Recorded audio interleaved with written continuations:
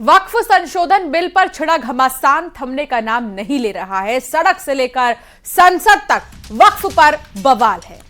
सरकार bill pass कराने की तैयारी में है तो विपक्ष जेपीसी का कार्यकाल बढ़ाने की मांग कर रहा है। संसद से बाहर वक्फ पर सरकार और अदालत को चुनौती भी दी जा रही है।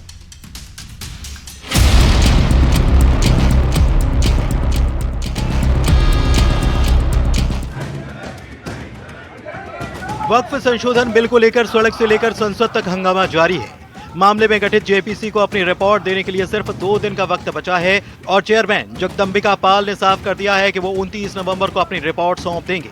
लेकिन विपक्ष जेपीसी का कार्यकाल बढ़ाने की मांग पर अड़ा है और लोकसभा अध्यक्ष से मुलाकात के बाद उसे उम्मीद है कि तारीख और बढ़ेगी।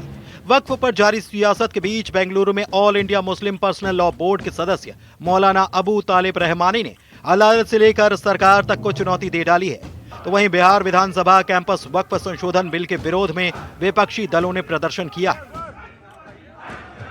आज आप कहते हैं कि हम खत्म करके रहेंगे, ठीक है। अगर लोकतंत्र पे शक्ति तंत्र का अहंकार चलेगा तो मैं भी अपने बुजुर्गों की जूतियों में बैठकर कह देना चाहता हूं कि हजरत, अब हम अदालत के दरवाजों पे भीख नहीं मांगेंगे। अब ये कह देंगे कि अगर संसद तुम्हारी है तो सड़क हमारी है। संसद का शीतकालीन सत्र चल रहा है और कहा जा रहा है कि सरकार इसी सत्र में बिल को पास करने की तैयारी में है, जबकि विपक्ष इसे किसी भी हालत में रोकने पर आमादा है। वक्फ पर प्रधानमंत्री भी अपनी सरकार के इरादे स्पष्ट कर चुके हैं कि संविधान में वक्फ कानून के लिए कोई जगह नहीं है। संविधान में वक्फ कानून का कोई स्थान ही नहीं है। कांग्रेस ने तुष्टीकरण के लिए वक्फ बोर्ड जैसी व्यवस्था पैदा कर दी।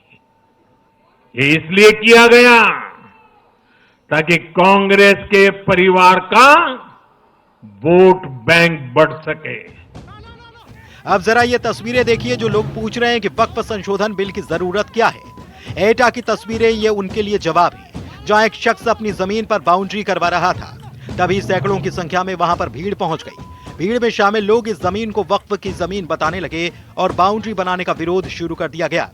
जब जमीन मालिक ने इसका विरोध किया तो भीड़ ने मारपीट शुरू कर दी और जान बचाकर भाग रहे लोगों पर पत्थरबाजी भी की गई। लाठी डंडे और हथौड़ों के साथ भीड़ में शामिल लोगों ने बाउंड्री वॉल को भी तोड़ दिया। पुलिस ने 150 लोगों को मामले में आरोपी बनाया और उपद्रवियों की तलाश जारी है।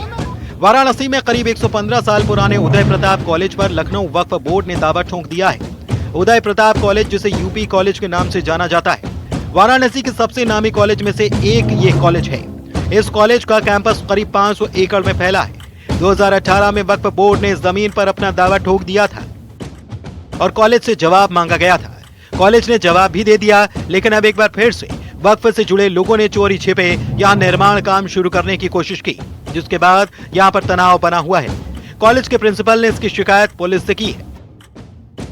मुख्य अभियुक्त रफीक था, जो कि एक बुरा टाइप का लगता है, उसकी जो है गिरफ्तारी हो चुकी। और रात में जो है सिक्योरिटी के मना करने पर भी जबरदस्ती ले जा रहे हैं। उसका संज्ञान हमने तत्काल लिया और थाना अध्यक्ष शिवपुर वाराणसी को इससे अवगत कराया। वक्फ संशोधन बिल पर संग्राम जारी है। विपक्षी सांसदों ने जेपीसी पर उनकी बात नहीं सुनने के आरोप लगाए और जेपीसी का कार्यकाल बढ़ाने की मांग की, लेकिन मोदी सरकार बिल पास कराने की पूरी तैयारी में नजर आ रही है। Bureau report, news 18।